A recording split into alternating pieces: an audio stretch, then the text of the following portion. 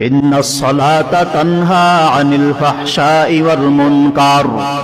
আল্লাহ তাআলার ঘোষণা হলো, নবী উম্মতের জানায়া দেন, আমি আল্লাহ তাআলা বললাম, এই নামাজ বান্দাকে সকল প্রকার ঘৃণিত কাজ থেকে ফিরাইয়া নিয়ে আসবে।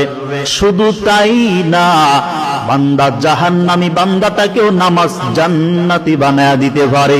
ও নবী উম্মতের বলে দেন, কোন মানুষ যদি দৈনিক 5 বেলার নামাজ নামক ঔষধটা 5 বার সেবন করতে পারে, ওই বান্দা নিজেকে যত বড় গুনাহের কাজে জড়াইয়া রাখুক না কেন, নিজেকে যত বড় গুনাহের কাজে শামিল রাখুক না কেন, নবী কোনো চিন্তা নাই, কোনো ভয় নাই, কোনো পেরেশানি নাই।